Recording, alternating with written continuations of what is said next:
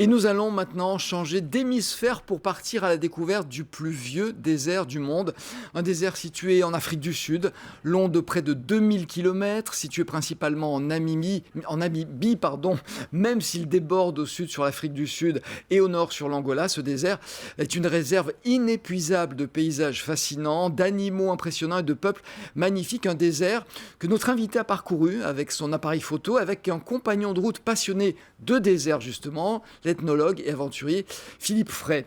Et cet invité, il est avec nous. Bonjour Robert Putinier. Bonjour. Merci de nous avoir rejoints sur ce plateau. Ce voyage à travers le désert du Namib, puisque c'est son nom, il est résumé dans ce livre qui est paru donc aux éditions du Mont. On va le feuilleter ensemble si vous voulez bien. Mais d'abord, j'aimerais savoir pourquoi cette destination. Alors, c'est assez simple. Pourquoi pas d'abord? C'est souvent une bonne réponse. Mais c'est très précis. La réponse, c'est qu'on ne peut plus aller dans les déserts maintenant. C'est-à-dire, le désert que je fréquentais jusqu'à il y a quelques années, le Sahara, pour des raisons que tout le monde connaît. De sécurité, on va le dire. De sécurité. Donc, le désert du Namib, c'était un des seuls, du moins en Afrique, c'est le seul, qui est encore un véritable sanctuaire à tout point de vue. C'est pour ça que ça fait très longtemps que j'avais envie d'aller dans le Namib, en Namibie généralement. Et voilà, j'ai fait la connaissance donc de Philippe Fray par l'intermédiaire du tour opérateur avec qui je partais au Sahara. Et je lui ai dit, tiens, j'aimerais partir en Namibie, mais je ne voudrais pas être avec un groupe. Il me dit, j'ai ce qu'il te faut. C'est comme ça. Vous n'avez pas choisi n'importe quel compagnon, parce que c'est un des grands spécialistes des déserts, un aventurier, ethnologue. Vous étiez bien accompagné, là. Ah, tout à fait. C'est un garçon qui a traversé le Sahara à pied, d'est en ouest, 9000 km en 9 mois. Et il avait 2 chameaux qui sont morts en route. Lui a tenu le coup, la preuve. Et voilà, donc il a fait tous les déserts du monde. Donc vous êtes parti avec lui. Ça se prépare longtemps en avance, un voyage comme celui-là? Je me dis, ça s'improvise pas vraiment, quand même. Non, la préparation, c'est surtout lui, puisque c'est un endroit qu'il connaissait très bien, c'est le moins qu'on puisse dire. Quant à moi, c'est un voyage que j'ai préparé comme les autres voyages. Alors, est-ce qu'on y vit dans ce désert dans des conditions un petit peu difficiles ou pas? Parce il est très haut. Déjà, petite parenthèse, ça peut surprendre quand on voit la carte, c'est un désert au bord de l'océan. Pourquoi est-ce qu'il y a un désert au bord de l'océan? Quand on dit qu'il y a une présence d'eau, normalement, il n'y a pas de désert. Oui, d'accord.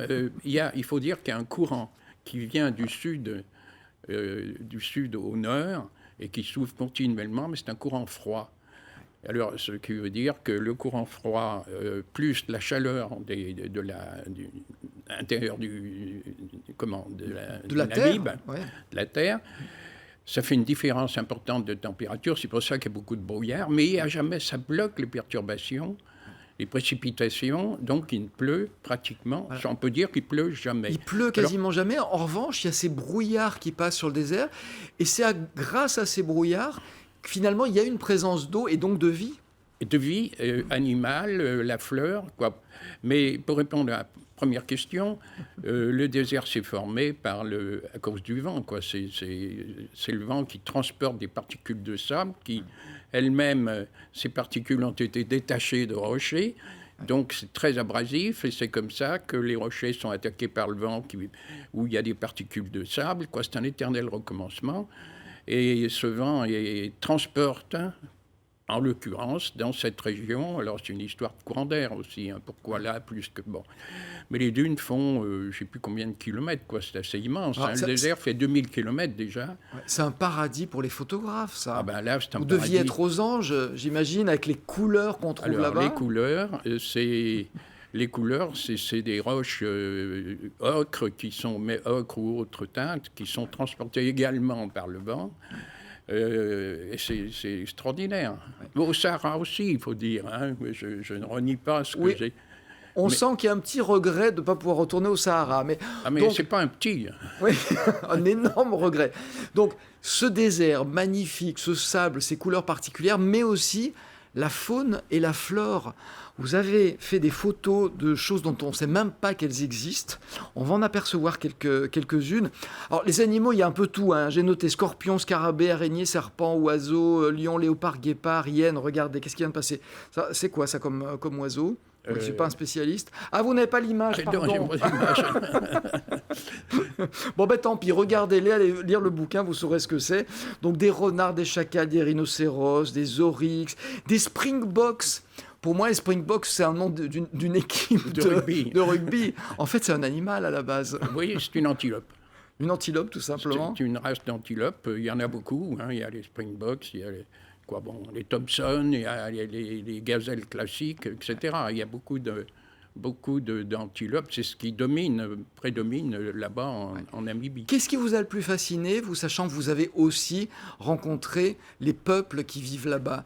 Qu'est-ce qui est le plus fascinant? J'imagine un peu tout, la faune, la flore, les êtres humains qui sont là-bas. Bon, d'une première chose, c'est une impression générale.